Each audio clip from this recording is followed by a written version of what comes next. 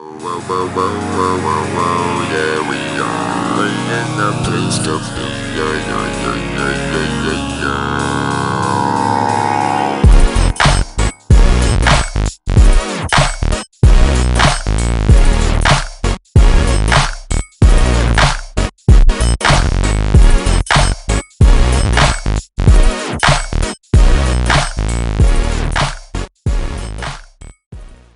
Olá a todas, todos e todes. Esses são apêndices do Cenografia e Tecnologia. Você vai ver aqui eu falando um pouco em off e inserindo materiais que foram desenvolvidos durante esse ano em processos diversos, onde tratamos dos elementos do audiovisual e do teatro, da tecnologia e dos fazeres da arte teatral.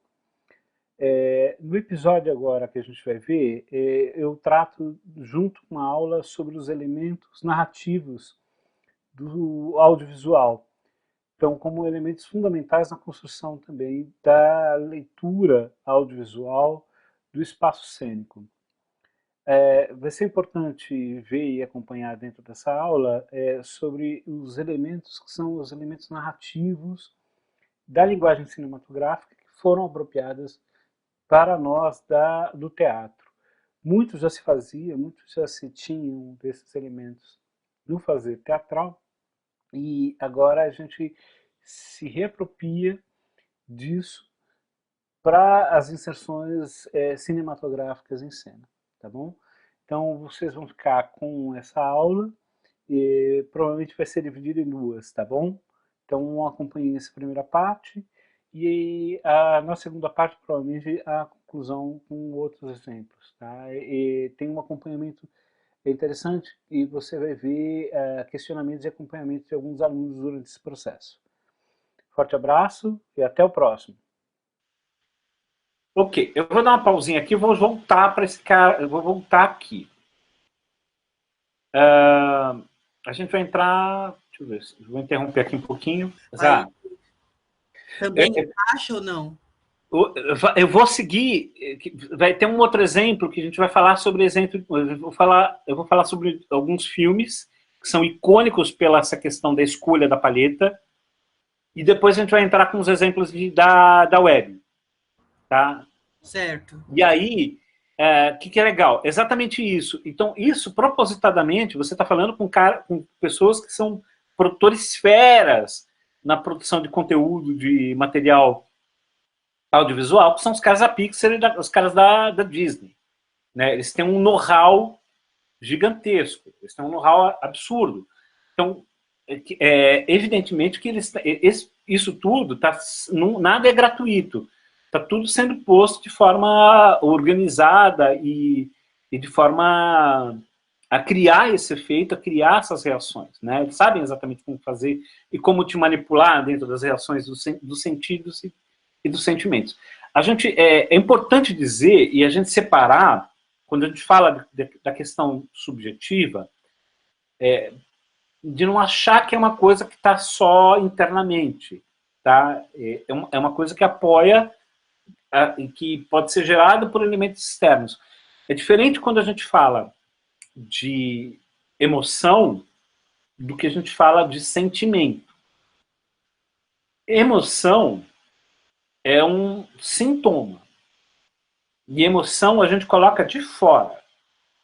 O sentimento, o sentido, vem do sentido, vem do sentir, vem da percepção através dos nossos órgãos receptores, sejam os impulsos visuais, os olfativos, os áudios, os de tato, que vêm através dos nossos sentidos e nos fazem gerar sensações.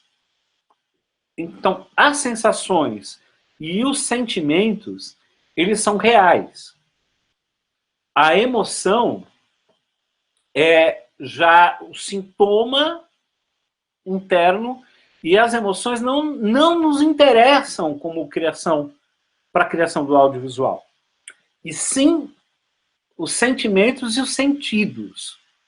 nos interessam. A gente não está preocupado com esse lado, a gente está preocupado em como a gente vai gerar essa sensação ou esse sentimento, ou construir visualmente e audiovisualmente esses sentimentos, esses sentidos. Que nem eu apresentei para vocês o tubarão, né? Aqui. Não é à toa. Agora eu vou apresentar para vocês um filme chamado O Grande Hotel Budapeste. Alguém já assistiu esse filme? Então é outra boa indicação, é outra boa referência. Tá? Outra boa referência. Tá vendo que eu tô passando... esses filmes todos que eu tô passando para vocês são lições de casa, tá? Mas assim, que não só vão... a gente vai... No final a gente vai escolher um para a gente ver realmente, para daqui a 15 dias, né, a gente comentar e falar sobre esse filme, tá bom? A gente vai falar, depois no final a gente decide coletivamente qual que vocês querem ver, tá bom?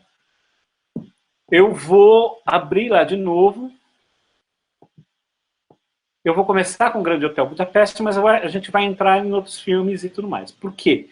A escolha da palheta está diretamente relacionado à relação com a construção da narrativa, e a palheta vai mudar conforme o filme avança.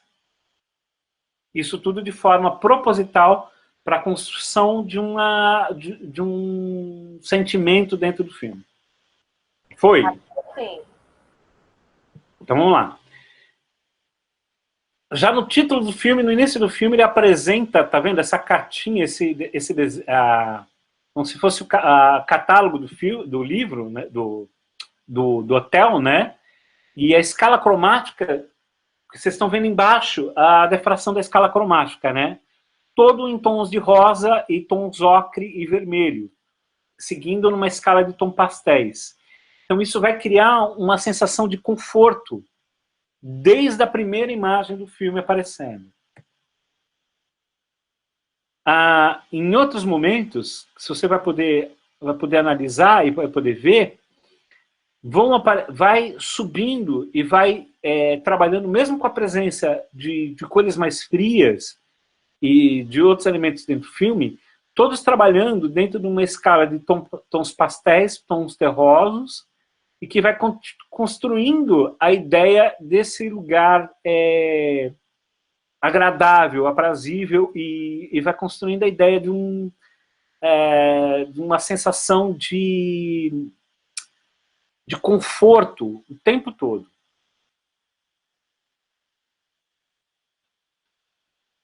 Em todo momento, em todas as escalas, em tudo isso, ele vai trabalhando com esses elementos que vão construindo esse universo desse Grande Hotel Budapeste.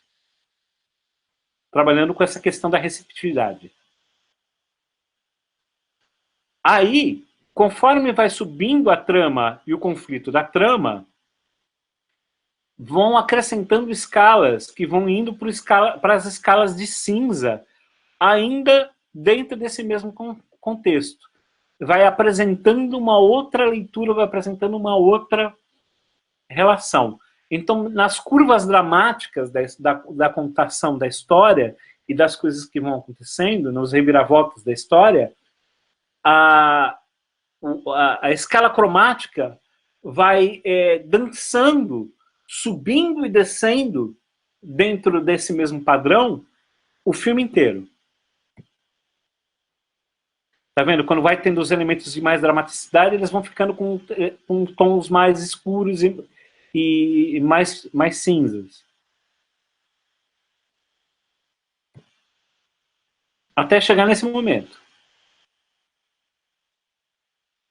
Todas as cores que estavam presentes lá atrás continuam presentes, mas numa escala que vai descendo para a escala de cinza. Mas ela é uma constante, né? Ela vai mudando assim até chegar nesse momento dessa cena. Sim, E o que acontece? Em vários outros momentos, ela vai oscilando, vai variando, mas o que acontece? Você tem a mesma palheta alterando as escalas o tempo todo. O padrão permanece, mas a mudança é só na escala. É. Então, o que acontece? Você vai tendo a repetição e mudando, alterando a escala. Isso vai criando o quê? A cor e a palheta está contando e narrando a história junto com a narrativa dos personagens, do que está sendo dito, do que está sendo falado, do que está ocorrendo. Então, a palheta de cor vai criando todo o clima o tempo todo. Ela é um elemento de contação de história, da narração da história. Agora, deixa eu ver se eu consigo aumentar aqui. O mesmo ocorre, né, num outro trabalho que não sei se todo mundo conhece, o 2001 do Stanley Kubrick, que é um mestre, um dos caras assim propulsores nessa obra e na qualidade de trabalho e na qualidade das escolhas cromáticas dos seus filmes, né? Em que apresentam momentos assim que são contrastantes, né? Usa muito o elemento da fotografia como elemento contrastante e elemento de criar tensão e de chamar para dentro da tela, para dentro da imagem, né? Então, olha a riqueza da quantidade. Um iluminador ficaria maluco se um diretor chegasse e falasse assim: eu quero verde, eu quero vermelho, eu quero marrom e quero branco nessa cena. Você fala assim, mano, o que isso vai dar? Não, é impossível dar nisso. Entendeu? E dar nisso também. E essa imagem é linda, né? Assim, são imagens de dois momentos emblemáticos dentro da história, tá? Assim, tem uma outra... Assim, eu não quero revelar muito da história para quem quiser interessar e foi querer assistir, né? Que assim, vai ver muito presente isso. O que acontece? Diferente daquela... do exemplo do Grande Hotel Budapeste, que há todo um trabalho no pastel, nas cores terrosas, nesse calço, né? No Stanley Kubrick, no 2001, há uma presença de cores vivas e de matizes duras, né? Que querem contrastar e criar uma barreira de contraste para tirar atenção e destacar os personagens o tempo todo, né? Eles descolam dos seus cenários. O tempo todo eles estão descolando das imagens. Esse também é do Stanley Kubrick, só que já é outro filme, é uma cena do Iluminado, para falar que, assim, olha o que ele faz numa única cena, e que isso se repete no filme inteiro o quanto ele desenha a fotografia dele baseado nos contrastes e na saturação de cores. Mais uma vez, as cores são duras, as cores são pesadas, densas, né? E que criam um efeito de tensão, né? Pela geometria, pela fotografia, pelo posicionamento, pelo enquadramento, como que ele transforma, usando elementos narrativos da cor e elementos narrativos da câmera, ele cria uma tensão que permanece o filme inteiro no Iluminado, por conta dessa escolha de paletas duras. Você pode ver quase praticamente a mesma paleta do Stanley Kubrick da imagem passada, e uso de propósito. Esse filme é um filme francês que chama-se O Fabuloso Destino de Amélie Poulain. Não sei se todo mundo já viu, conhece, já ouviu falar desse filme. Eu nunca vi. É um filme francês, é lindíssimo. No final, ele é do início, acho que é do final da década de 90, ou do início da década de 2000.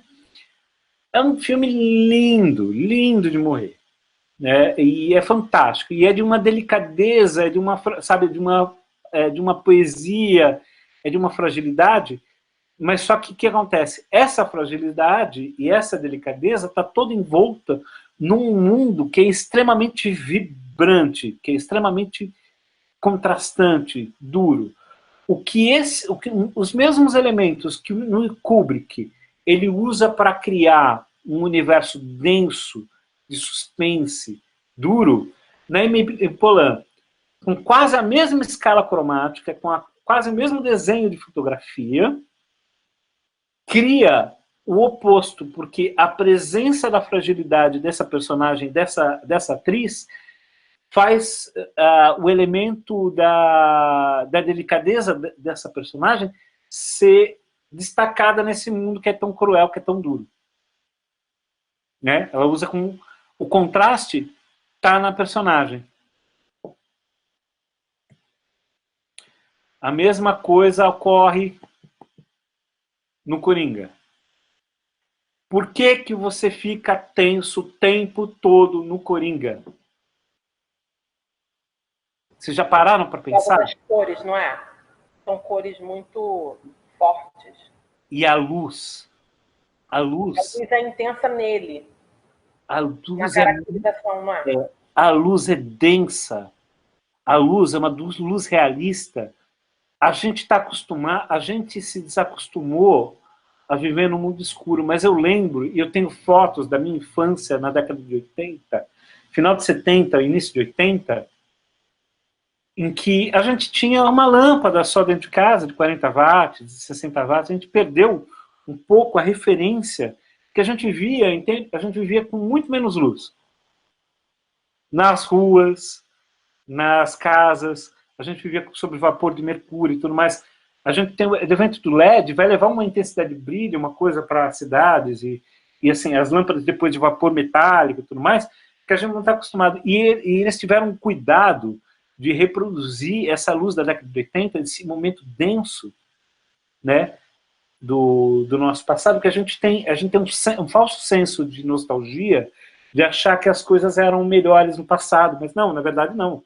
Eram mais precárias, tinha uma série de outras coisas, né? E que revela exatamente, ele pega todo esse lado sombrio, toda essa questão mais sombria, e o quanto também era moda trabalhar com as decorações de madeira, essas coisas, eram tudo ao mesmo tempo era quente e aconchegante, mas o quanto era denso, escuro, né, todo esse universo que a gente vivia nesse momento. Então, que capta muito bem e deixa você nesse estado de tensão o tempo todo. Né? Alguém quer falar alguma coisa do Coringa? Alguém quer assistir? Acho que todo mundo assistiu o Coringa, né? Eu assisti. André, Cauê? Eu assisti recentemente. Eu assisti no dia 26, né, com o meu irmão. Ah. André, vocês... Não é desse mês, do mês passado, mas tipo, é recente. Você já assistiu, André? André, tá vivo?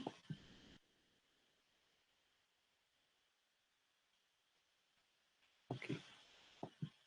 Vamos lá. André está mudo. É que às vezes o microfone do André tá baixo, a gente não escuta ele, mas... Escuta.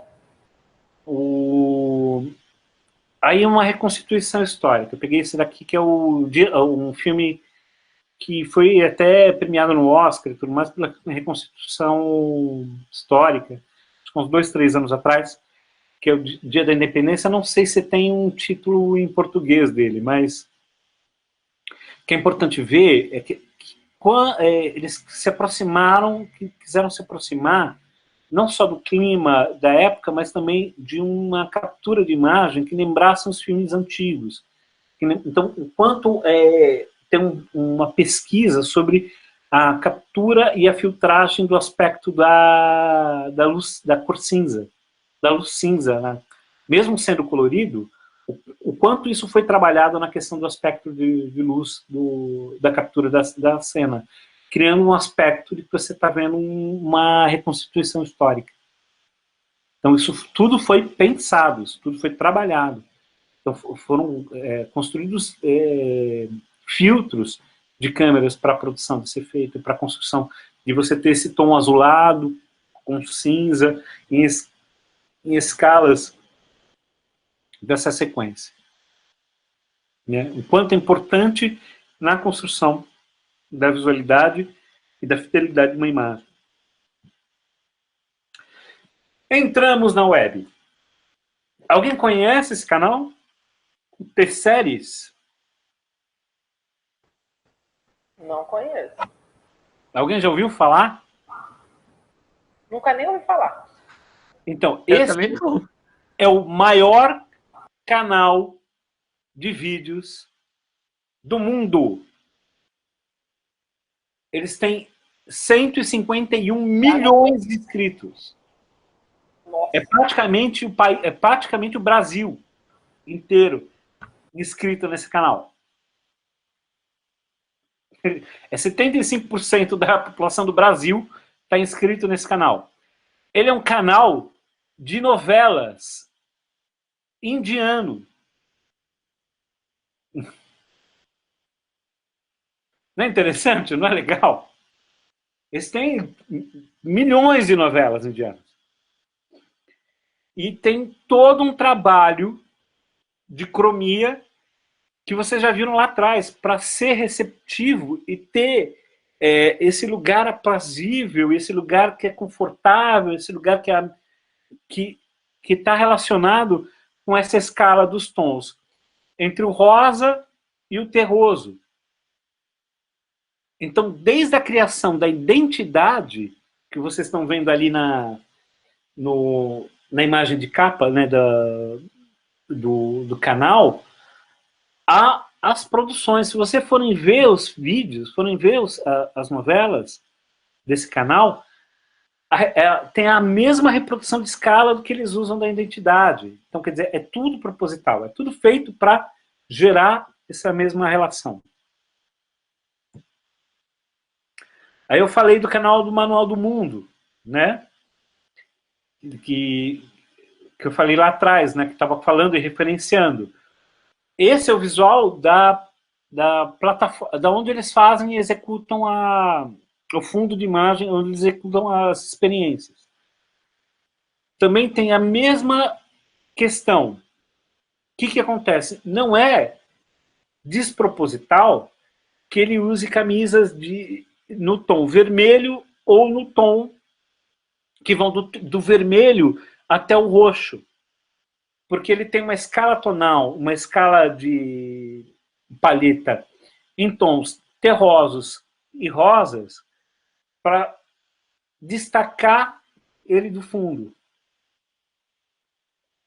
Então ele está sempre, você vai ver, ele nunca vai usar uma camisa marrom ou uma camisa em tom bege nas gravações, quando ele tiver esse fundo.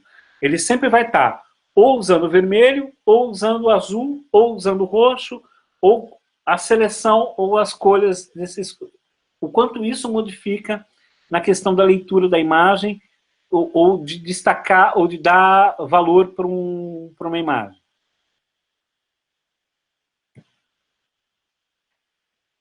Que o André estava falando, e eu falei, eu vou mostrar lá mais para frente, né, na questão das escalas tonais de elementos para a construção de conteúdos infantis, né, ou de conteúdos diversos. O quanto interfere na questão da leitura e da compreensão. A criança, ela se sente atraída pelas cores primárias e nas cores, no sentido que a gente chama de preenchimento primário, duro, né? Então, exatamente assim, ela representa sentimentos e representa relações subjetivas, então, intrinsecamente relacionadas à nossa formação como pessoas na infância, como a gente foi observando e lendo o universo que estava no nosso entorno. Porque se a gente fala assim, a gente sente conforto, a gente sente calma e tranquilidade com a cor azul, porque o céu é azul. Porque a gente se sente esperançoso e se sente tranquilo com a cor verde, porque a mata, as áreas do pasto, o que representa a saúde para a gente, que é a saúde das plantas, é a nossa saúde de colheita, quando a gente era coletor, e e primitivo das matas e das plantas. O céu, o sol, é um amarelo, é o que representa a vida, o que representa a vibração. O sol o vermelho é a intensidade, né? A cor da carne, a cor do sangue, que também pode representar alerta ou perigo. É o que te chama a atenção logo de cara, te coloca num estado de alerta, e depois, na sequência, as outras cores vão te acalmando, vão te tranquilizando, né? Você é atraído, e quando você vê a imagem da famíliazinha, né? Não é à toa que a filha menor, que está no chão, que está lá, ela tem o cabelo vermelho, né? Ela está atraindo ponto de atenção, ponto de foco para o centro da imagem. Depois você vai ver o bebê. Deixa eu ver. Ana? Tô aqui. Oi. Ó, você me perguntou do logo, né? Isso. Olha lá, essa imagem aqui vai te ajudar bem. O que instintivamente a gente vai procurar de forma a compreender, né, a reação de cada uma dessas cores, né? E aí você tem a defração, que seria cada uma delas, né?